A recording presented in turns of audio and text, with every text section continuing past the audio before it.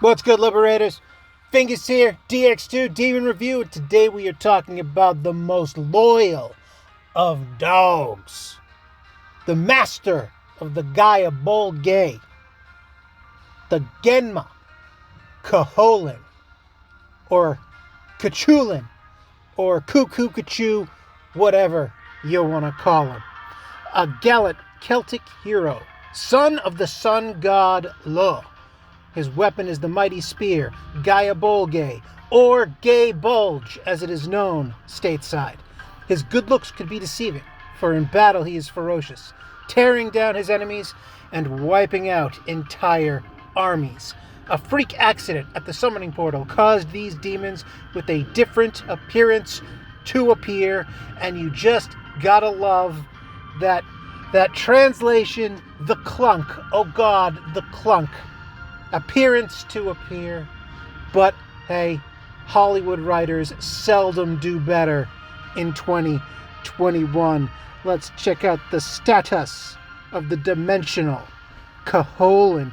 He's got decent strength to a 1 to start with, and you should pump that up as soon as humanly possible. And if you're planning on running him in PvP, dump the rest of that into agility to get him going as fast as possible, because he is a turn 1 kind of guy.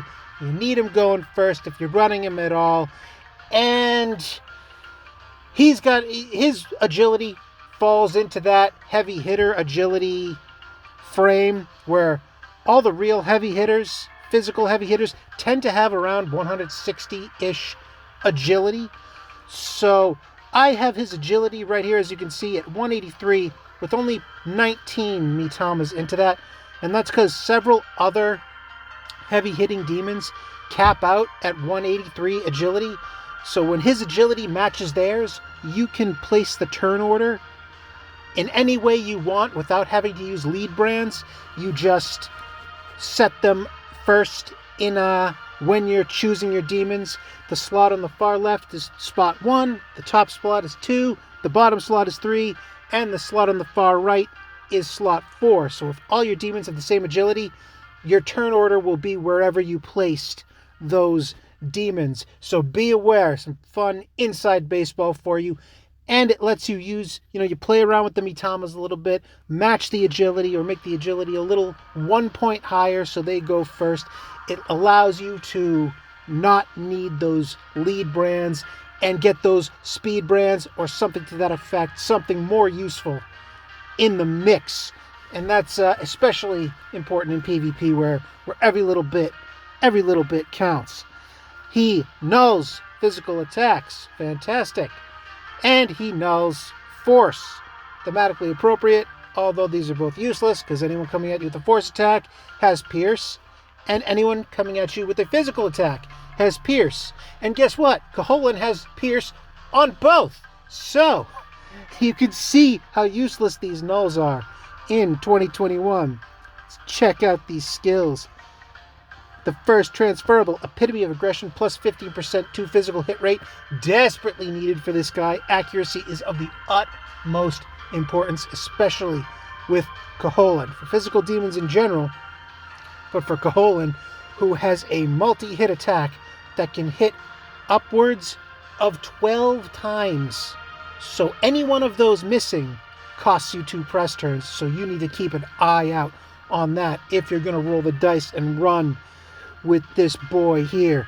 And also a minus 45% chance of receiving status ailments, a wonderful thing to have built in ailment resistance in PvP. As for his first unique skill, Chulainn's Hound gains physical pierce, booyah, activates the following chain effect at the end of own turn, enters a state of charge. This is why you really want him going turn 1, so he only has to survive 1 round of attacks for him to get this charge. Chulainn is a nice addition to your speedster team for the turn 2 wipeout. Like, what you're hoping for is that you can bulk up Chulainn enough so that he is the last man standing on that second round. Your speedster team has very weak defense innately. If you're spiking attack, If you're spiking speed, you have to sacrifice all defensive capabilities in order to do it. So the hope is he can survive just that one round. You've crippled their offense enough. Chulainn survives into round 2. He's the last man standing, or one of the last men standing, and then he can just unleash with a charged barbed spear and wipe the floor with anyone that's left. So you got to get him fast. You got to get him going first. And it brings us to his other unique skill, Barbed Spear. Inflicts force, physical, pierce, damage, power of 35, total of 105, 3 times on all enemies. So it's a multi-hit attack that hits everyone 3 times. 12 physical attacks every time you use it. 12 potential misses. So you need to spike accuracy on this boy more so than most, because that will sting if you miss. If you hit 11 out of 12, you still get sacked for that. This skill is dependent on physical attack. Fantastic. Force-based physical attack. Great. This skill has a chance of critting or missing, just like a physical attack. And counter effects do not work, which, thank God for that, because if you're triple tapping, that counter will trigger on you 3 times on that demon. If you level it up, plus 20% to damage dealt using this skill. And the PvP crucial, -1 MP cost, bringing it down to the very reasonable cost of 5 MP, meaning you can rock out with War Brands and pop off turn 1, barring any Undead Alice intervention, but you're going to want to go with Divine Brands because you want him going for the double tap. You want the double tap for that Barbed Spear, especially if you go into round 2, he's the last one standing. Well, in that case, you get that 1 press turn, you pass on 1, get the extra MP up. So yeah, actually, you could go either way on this. I prefer the Divine Brands for that turn 1 double tap, but if you're just want him to be, he's the last one amongst your speedster team, you never see him going twice in a round because of all the intimidating stances out there, hey, go with the War Brands, ensure that first heavy hit. And if you go into that second round too, you can always just pass, ensuring he gets a second turn, and then drop the bomb that way. As for his archetypal skill, got him in Psychic for Enduring Soul, as I said before. His real clutch performance is being able to survive into turn 2, just barely scrape by into turn 2, and then pop off with a charged Barbed Spear, hitting for 125% extra damage. So that is a nice cleanup. And if you're running your speedster team right, you've devastated them in round 1. And round 2 is just cleanup. Whoever's left, the particularly bulky demon that's left, whoever, you put him down with ease with that charged up Barbed Spear. And Enduring Soul goes a long way to helping you get there. Even though a lot of skills can cut through Endures and Enduring Souls, there are still plenty of very prevalent demons who cannot cut through those skills. As for the transferables, I've got a very cliched Force Amp, plus 25% force damage, and Force Boost, another 15% of force damage, but of course, Force Survivor would probably be BIS for this guy. If you are PvP inclined, I would say a Force Survivor and a Speedster on him, and you are money in the bank as an ideal situation for him on your PvP team. And the Enduring Soul plus the Force Survivor, you've got the double tap Endure protection, which will go a exceedingly long way into getting you to survive that second round and to be able to wipe out anyone left standing. As for branding, right now I've got him with the Divine and the Speed, which is my go-to. Spike his speed, spike his physical attack, and go. Relying on his Enduring Soul to get him through any potential second rounds.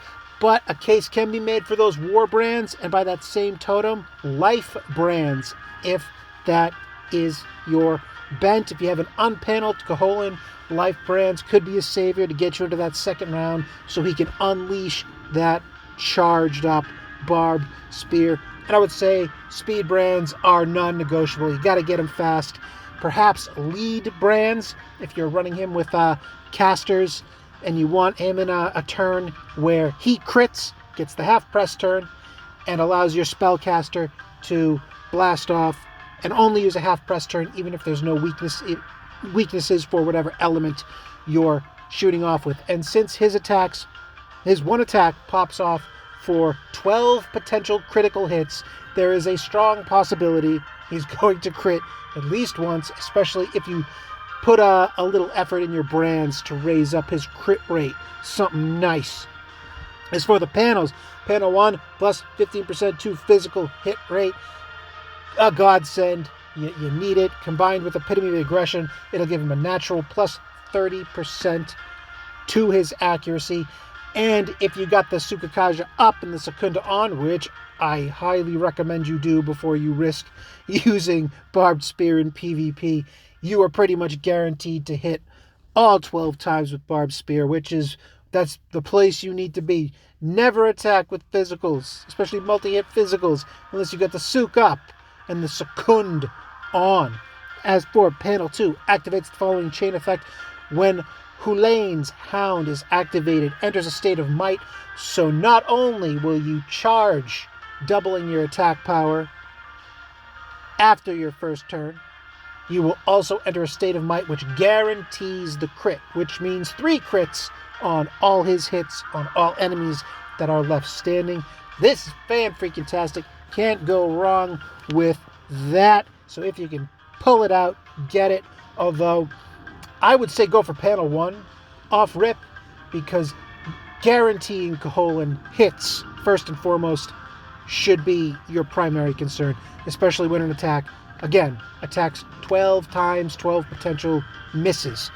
And for panel 3, plus 20% to physical and force damage, making, even when he's out of MP, he can still hit. He's got a built-in physical pierce, and he's got force pierce on Barbed Spear, so this is nice, and it bulks up both, so even if you're forced to just go swinging with that normal basic hit, he's still got some punch left in him. And before we wrap things up for today, check out these other skills, see what other potential there is for the Hound of Chulainn. For the Origami archetype, Berserker God, physical damage, single enemy, power of 160. He does have a physical pierce, so nice, but underwhelming. For the Protector archetype, Blood Rush, increases party's attack and evasion accuracy by 20%. I can see it. You know, you want to save him for round 2. You do the Blood Rush first to pump everyone up, but auto skills can deal with this, so get that. Psychic, Enduring Soul, we discussed. And for the Elementalist, Drained Fizz, if you're running him with you know who I'm talking about, you know the guys, they reinforce physical drains and all that. You can get it, you can get on it, and I would pass on it because he's a turn 1 speedster kind of guy, and defenses are mute in that regard. So Liberators, I gotta go. Don't get captured.